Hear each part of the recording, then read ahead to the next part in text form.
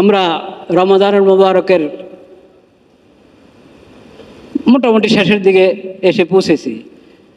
জামে মসজিদ কাছে পাচ্ছে না কাউ, যদিও এখন এটা বিরল।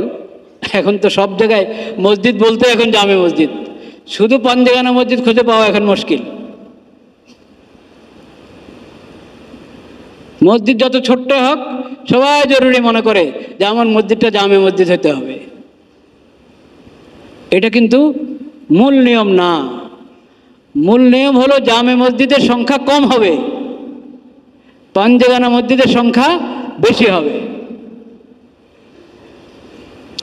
যাক, এখন কিছুটা ওজোরের কারণে, কিছুটা আমাদের অবহেলার কারণে দেখা যাচ্ছে সব মসজিদে জামে মসজিদ।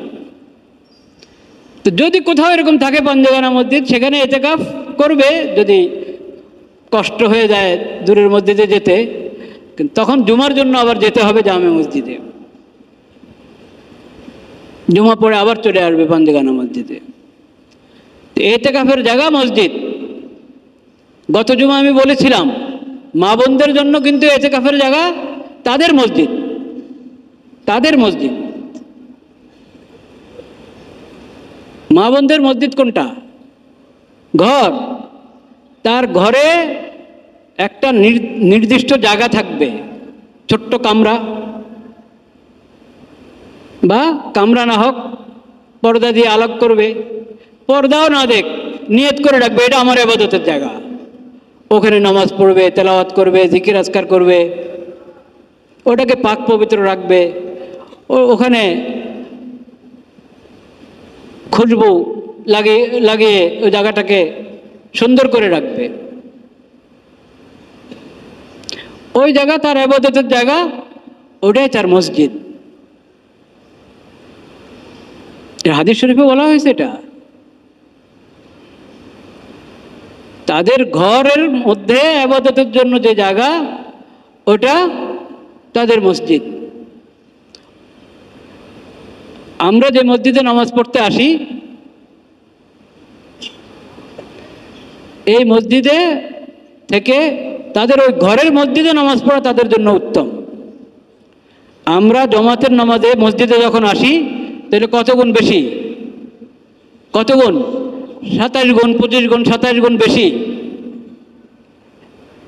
এক ওয়াক্ত নামাজের মধ্যে আল্লাহ তাআলা 25 গুণ, 27 গুণ সওয়াব দিয়ে দিচ্ছেন। এটা মেয়েদের জন্য না।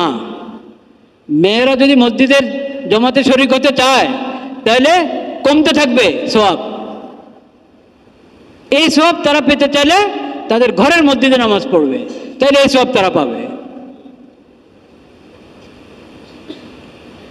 ওয়া বুয়ুতুহুন্না খায়রুল লাহুন্না, নবী করিম সাল্লাল্লাহু আলাইহি ওয়াসাল্লাম বলেছেন, ওয়া বুয়ুতুহুন্না খায়রুল লাহুন্না। যাই হোক, তা আমি বলছিলাম তাদের ইতিকাফ তাদের ঘরের মসজিদে। পুরুষদের জন্য ইতিকাফের জায়গা মসজিদ। মসজিদে সময়টা কাটাতে হবে। এক তো ইতিকাফ, রমজান মাস, আবার শেষ দশক, আবার ইতিকাফের হালাতে কোথায় আছি?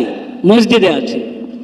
এজন্য ইতিকাফকারী তাকে তার সময়গুলোর গুরুত্ব দিতে হবে খুব বেশি। এমনি রমজানের শেষ দশকের প্রতিটা মুহূর্ত অনেক গুরুত্বপূর্ণ। যারা ইতিকাফ করছে তাদের জন্য, যারা ইতিকাফ করছে না তাদের জন্য, যারা ইতিকাফ করছে না তাদের জন্য অনেক মূল্যবান সময়। কাজে এই রমজানের সময় বিশেষভাবে শেষ দশকের, বিশেষভাবে যারা ইতিকাফ করছি মসজিদে, সময়কে অবহেলাতে কাটানো, গল্প গুজবের মধ্যে কাটানো বড় অন্যায়।